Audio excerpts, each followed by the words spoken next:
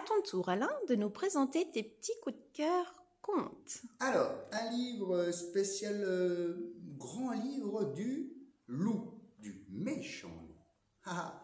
C'est plusieurs histoires sur des histoires de loups. Il y a par exemple le petit chaperon rouge, que tout le monde connaît, le petit chaperon vert, qui est un peu moins connu, les trois petits cochons, la chèvre de Monsieur Seguin, le loup hardi, Pierre et le loup, etc., etc. Tout ça dans le même livre. Regardez l'épaisseur, c'est cool. Quand on en emprunte un, on a plein d'histoires.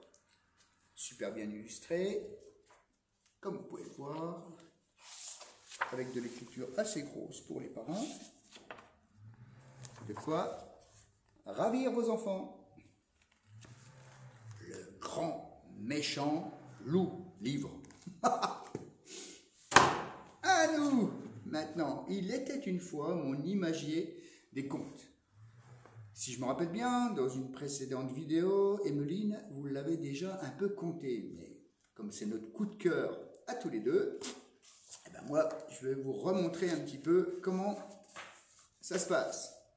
Il était une fois, à vous de deviner, attention, hein, une galette, un panier, Emmeline, ça se trouve, elle ne sait pas, une forêt, un bûcheron, Ah, je commence à deviner. un papillon, deux chemins. T'as une piste? Le petit chaperon rouge? Ah bah oui, parce que je t'ai dit une cheminette, une maison, et qu'est-ce qui manque? Un loup, une grand-mère, et bien sûr, de grandes dents, un lit. Oui, Emmeline, Yes. Le petit chaperon rouge. Alors, ce livre est super bien fait, puisque pour ceux qui connaissent en tout cas les contes, ça leur suggère petit à petit de découvrir à la fin l'histoire super bien imagée. Alors, je répète, il était une fois mon imagier des contes de Maddalena Matosso. Autre petit conte, la petite poule rousse. Tout le monde le connaît celui-ci. La petite poule rousse, je vous en lis deux, trois petits passages.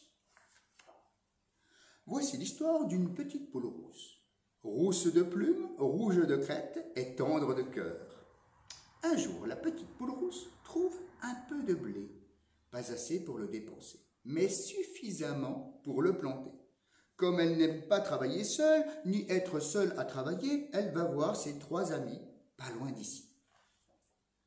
Le canard fait la planche, le chat roupit au soleil et le cochon lit assis dans une flaque de boue, et ils ne sont pas débordés. « Qui veut m'aider à planter ces grains de blé, s'il vous plaît ?» demande la petite poule rousse. « Pas moi, dit le canard, j'ai pas le temps, je m'entraîne, moi. »« Pas moi, dit le chat, je n'ai pas le temps, je bosse, moi. »« Pas moi, dit le cochon, je n'ai pas le temps, je me cultive, moi. » Enfin, etc., etc. Vous verrez à la fin que cette petite poule rousse demande toujours à ses amis de l'aide et malheureusement, ses amis lui répondent par la négative. Mais que va-t-il se passer à la fin de l'histoire? À vous de le découvrir. Une petite poule rousse, d'après Pierre Delay, Cécile Udressier. Ah, ça, c'est de l'illustratrice. C'est ça, Emmeline? C'est ça. Mais elle rigole toujours, Emmeline, à cause de moi. Un conte moderne. On ne peut pas faire plus moderne, puisqu'il y a même un ballon de foot. Attention, Noisette, petit conte pour les risques tout.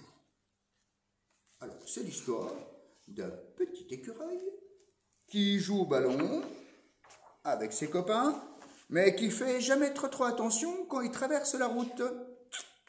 Sa maman un peu s'inquiète, lui demande d'aller chercher des petits glands pour faire un gâteau. Et le petit écureuil ne fait toujours pas attention, il traverse comme ceci la route. Et vous verrez à la fin ce qui va lui arriver. Non, vous verrez, ça va bien se passer pour lui. Attention Noisette, petit conte pour les risques tout, de Diane, Zor, Jessica, Alexander. Et enfin, l'histoire, on est beaucoup dans le loup évidemment, l'histoire du loup et du chaperon rouge aussi. Là, je vais le raconter entièrement. Chiche. Je le fais, Emmeline? Allez. Je le raconte entièrement. Dans une clairière, au cœur de la forêt, un petit chaperon rouge suit tranquillement le chemin qui mène chez sa grand-mère. La la la la la. Elle lui apporte quelques provisions, mais le loup guette.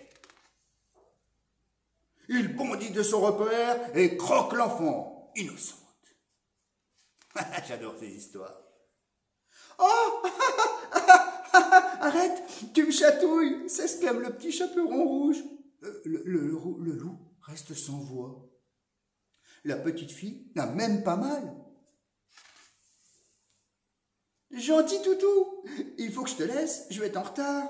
Surpris, le loup la laisse partir. Le lendemain, il attaque à nouveau avec plus de férocité. Mais le résultat est le même. Au fil des jours, le loup comprend son problème. Il a des toutes petites dents, toutes rondes. Comment peut-il manger une enfant avec ça? Impossible! L'enfant, elle, commence à apprécier la compagnie du loup. Désormais, toute la meute se moque de lui. Et voilà chien au chaperon rouge. Chaque soir, il hurle sa peine à la lune. Ah ouh, désespoir. Pour ne pas perdre de vue sa proie, il continue de jouer avec l'enfant, toujours ravi de le rencontrer. « Tu es mon meilleur ami », lui avoue-t-elle. Puis un jour, le loup a une idée. « Eh ben, je ne lis pas l'histoire jusqu'au bout. Exprès. L'histoire du loup et du petit chaperon rouge aussi. » Merci. Venez le retrouver à la médiathèque avec toutes les suggestions. On vous attend nombreux. Merci. Il nous laisse sur notre faim, là. Hein. Une fin de loup. À bientôt. À bientôt.